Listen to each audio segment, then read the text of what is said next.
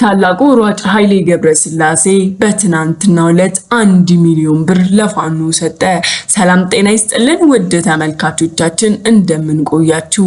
ደስ የሚያሰኝ ዜና ሰምተናልና እንሆ ከነማብራሪያው ወደ እናንተ የምናቀርበው ይሆናል። እስከዛሬ ድረስ ታላቁን ፋኖን ብዙ አርቲስቶች ውስጥ ለውስጥ እንደሚረዱት ወይም ውስጥ ለውስጥ ያላቸውን ገንዘብ አካፍለው አይዟችሁ በርቱልን የኛ ጀግኖች እያሉ እንደሚልኩ ምንም የሚደባበቅ ነገር የለም።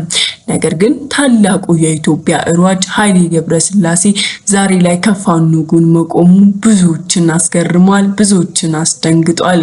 ምክንያቱም እስከዛሬ ውስጥ ለውስጥ ተደብቀው መርዳት ያለባቸውን ይርዱ እንጂ ይሄን ያክል በይፋ ወጥተው 1 ሚሊዮን ብር አንስቶ የሚሰጥ የትኛውም አርቲስትም ሆነ ሯጭ ወይም ደግሞ ባለስልጣን የፋኖ ደጋፊ አልነበረም።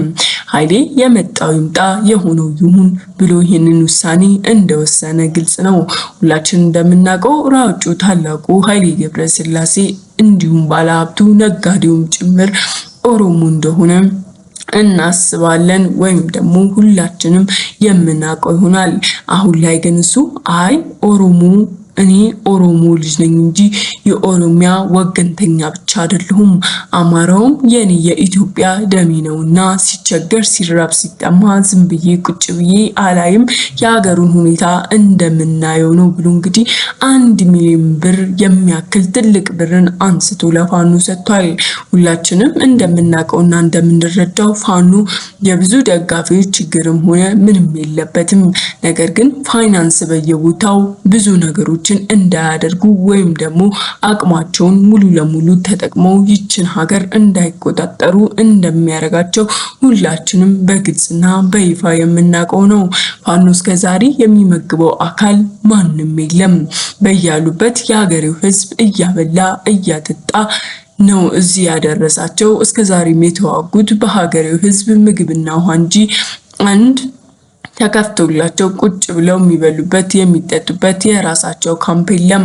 ሆኖም ግን ትግላቸው ከልባቸውና ወኔያቸው ከውስጣቸው ስለሆነ ያገኙትን በልተው ያገኙትን ጠጥተው ሲያሻቸውም ካላገኙ ባዷቸውን ተራቡ ጭምር እስከዛሬ ሲዋጉ ቆይተዋል። አሁን ላይ ግን ከዲያስፖራው በተጨማሪ የሀገራችን አርቲስቶች በጣም ከፍ ያለ መጠን ያለውን ብር ውስጥ ለውስጥ ሲልኩላቸው ሲያግዟቸው ተመልክተናል። የኃይሌ ገብረስላሴም እጅግ በጣም አስደንጋጭ፣ አስገራሚ፣ አስደሳች ሁኔታ ነው። በአሁኑ ሰዓት በህይወቱ ፈርዶ ይህንን ትልቅ ብር አንስቶ ለማንም የሚሰጥ የለም። ኃይሌ ቃለ መጠየቅ በተደረገበት ሰዓት እኛ እዚች ሀገር ላይ እኮ መስራት አልቻልንም፣ ስለዚህ ማንን በምን ሰዓት መደገፍ እንደምችል ማወቅ አለብን። እኔ እንደምታውቁት ትላልቅ ሆቴሎች እንደዚሁም ትላልቅ የመኪና ማስመጫና መላኪያ አለኝ። ነገር ግን ሸጬ ከማተርፈው በላይ ለቀረጥ ወይም ደግሞ ለንግድ ተብሎ የሚከፈለው ብር በዝቷል። ሰርተን ራሱ መንግስት እየወረሰን ነው እንጂ ሰርተን እየተጠቀምን አይደለም። እኔ አንድ ባለሀብት ተብዬ የምጠራው ሰውዬ ይሄን ያክል ውስጤ ላይ ችግር ሲገጥመኝ ኢኮኖሚ መቃወስ ሲገጥመኝ እንዴት ያ የፋኖ ለፍትህ ለአንድነት የሚታገለውን የፖለቲካ ፓርቲ ማገዝ ያቅተኛል?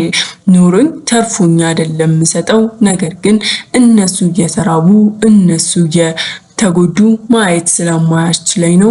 አዎ የአማራ ህዝብ ይቅር በለኝ አርፍጃለሁ፣ ግን ከመቅረት ይሻላል ሲል እንግዲህ ተናግሯል ማለት ነው።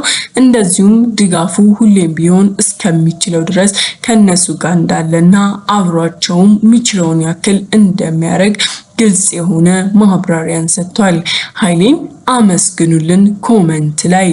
ለፋኖ መልካም እድል፣ ፋኖ እየጠበቅናችሁ ነው እያላችሁ ኮመንት ላይ ጻፉልን። መልካም ቀን።